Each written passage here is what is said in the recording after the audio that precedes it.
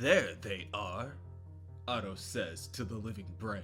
Currently, they both stand inside the personal lab of one Peter Parker, within the walls of an even larger Horizon Labs. As they both look at a number of screens and monitors showcasing Otto's brain patterns, he continues, hidden below mine. Originally, I used a golden octobot to superimpose my mind over his, a procedure that the late Mr. Parker also tried to employ, in an attempt to reverse the process. See, there's a set of his memories, along with everything he experienced while inside my dying body. Be a good automaton and delete those, would you? Memories. It seems we really are a sum of our experiences. I left all of Parker's intact so I could access them, to help me pull off this double life. Somehow, that created a version of him running around this head. And that won't do at all, will it? Guess we'll have to delete them as well. Neurolytic scanners jacked in. We're ready to begin full memory extraction. Time to say farewell, once and for all, to Peter As Otto prepares for the procedure, he once again loses control of his right hand and it tries to choke him. There you are, Peter. Still in this, eh? Putting up a struggle? Well, we'll have none of that. Otto orders the living brain to restrain his arm, but to be careful, he will need it later. When both body and brain are under my complete control, commencing mind wipe. Yes, a complete purge of all things Peter Benjamin Parker. Within the mindscape, Peter stands in the middle of the city street and he tells Otto that he will never give up. This is his mind, his life, and there is no way in hell he is going to give it up without a fight. But as Peter looks up to the sky, he sees the Daily Bugle in all its glory begin to crumble away, the massive letters each careening to the ground below. Longing glances at Betty Brant, advice from Robbie Robertson, arguing with Jonah over every paycheck, Ned Leeds, Joy Mercado, Lance Bannon, Ben Urich, Nora Winters. His memory falls short when Peter tries to remember a coworker, Nick. Peter remembers that he died. He remembers that Nick had cancer, but something is missing. No! He bellows. You hear me, Octavius? This is mine. You're not taking this away from me. None of it. And suddenly, the Daily Bugle is remade and each of the massive letters place themselves back on top of the tower. Within Peter's lab, Otto begins to sweat and the neurolytic scanner puts a strain on his body. So, that's how it's going to be. I guess this will require a more direct approach. Very well. Syncing up brain patterns. I'm going in. Otto arrives in the mindscape barely yards away from where Peter stands. However, he is not in his diminished and decrepit husk of a shell that he grew into. Rather, himself at his most fit.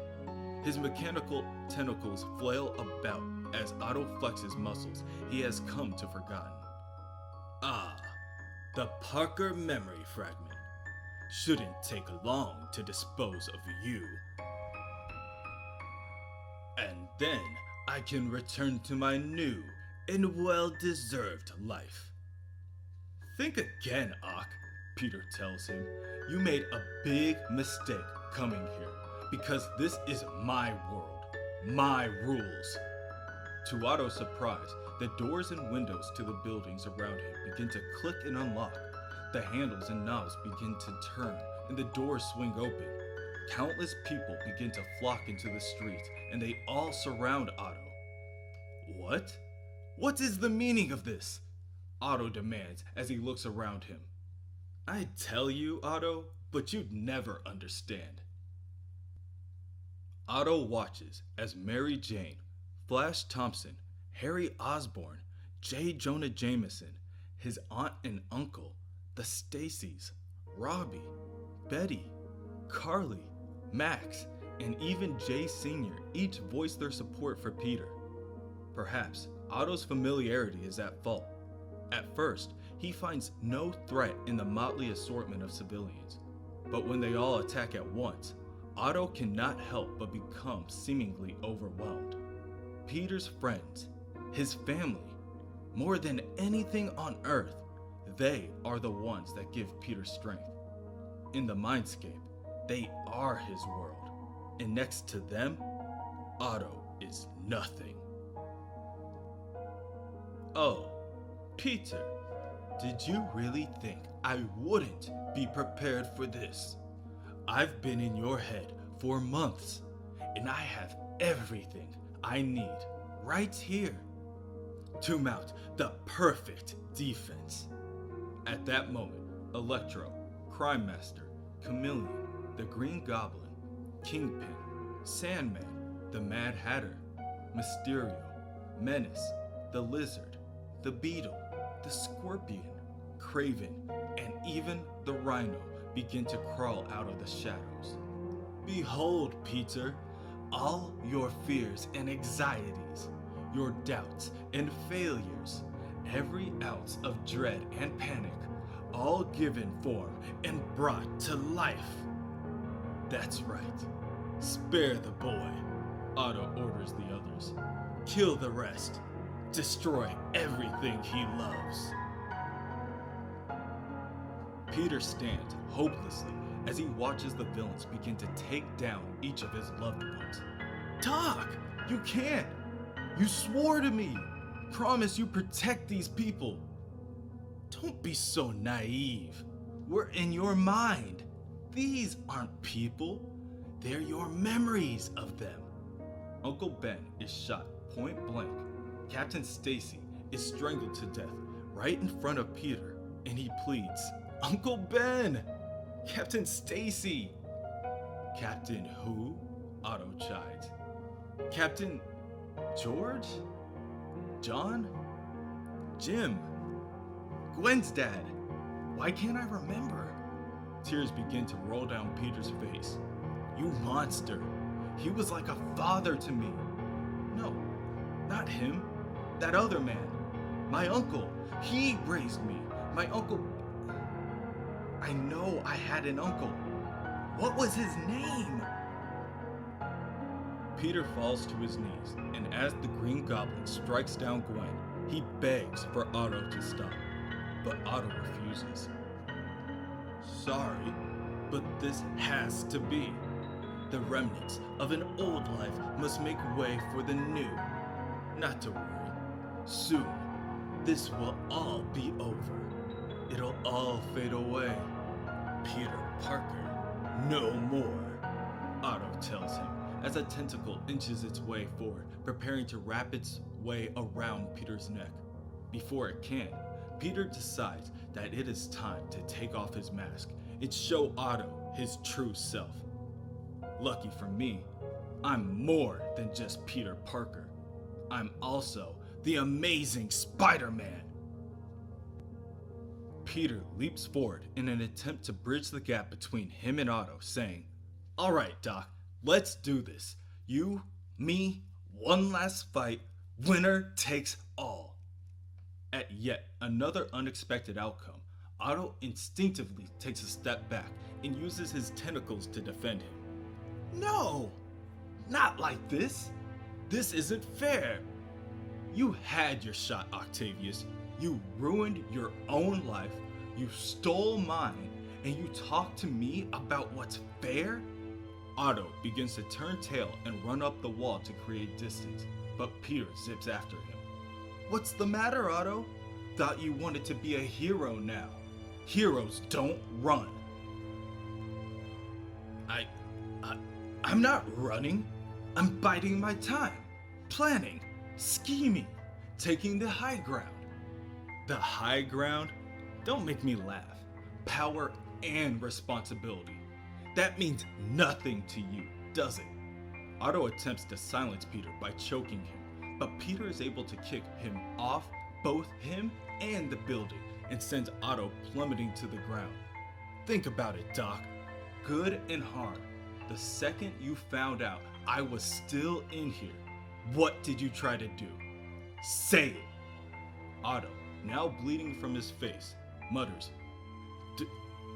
destroy you. I must. Bingo. And what would have been the right thing to do? The responsible thing? There's still time, Otto. Stand down. I'm giving you this one chance to go out a good guy. Show me you've learned something. What would a hero do? Otto manages to push himself to his feet and chuckles underneath his breath. Give you back your life? But I see now. I have to be responsible. Do the right thing. I must give this world what it truly needs. A superior Spider-Man. And that would be me. Otto pulls back his own face to reveal his own Spider-Man costume underneath. Come, my old foe. I accept your challenge. Have at it! The two Spider-Men begin to grapple each other and appear to be at a momentary standstill. My God, Doc, are you for real? This is how you see yourself now? As Spider-Man? Yes, the better Spider-Man, the worthier one. Who deserves it more than I? Oh, I don't know. Maybe the guy who was actually bitten by the radioactive spider? You really are one crazy little nut job, aren't you, Otto? Crazy? Do you have any idea what I have accomplished as Spider-Man? Crime is down in the city because of me. The mayor and the police support me like never before. What about the Avengers, Ock? Because of you, they're ready to kick me off the team. Nobody trusts me anymore, not even the man on the street. And why would they? You beat the hell out of all my enemies. You even killed one of them. That's something I'd never do, Otto. Never. Of course not.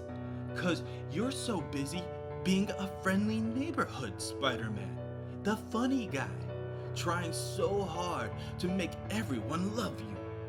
And what good did it do? You took it easy on an old-timer like the Vulture, and he got away. And when he came back, he was using young boys as his foot soldiers. Children! And what of Massacre? You let him live last time. And when he returned, he killed over 30 people, including your friend, Dr. Ashley Kafka. And thanks to your timely interference, I almost failed to operate on an infirm young girl. You tried to get in my way while I was saving her life. Why, Peter? Otto lands a flurry of attacks with his claws, causing Peter to fall to his knees. Otto walks over, claws dripping with blood, and rips off Peter's mask. I didn't trust you to... Don't lie to me! I'm in your head. I know it. Say it! You were about to get the scanner. You'd find me. Know I was here. I couldn't risk power and responsibility, remember? It was only a moment. You don't deserve to be Spider-Man. You understand that now. You're not worthy. You're nothing to me. Less than nothing. Commencing mind wipe. No, Peter calls out as the world around him begins to crumble. I know me. I'm Spider-Man. Know who I am. I'm Peter. Parker? Palmer? I don't know. My name! I don't know. I'm. Within Peter Parker's laboratory, there is a peace and a stillness that Otto has not known yet. He finds it enjoyable. He begins to shift his weight in his seat, now drenched with sweat. He's gone, Otto states, with a smile slowly breaking across his face. And I am free.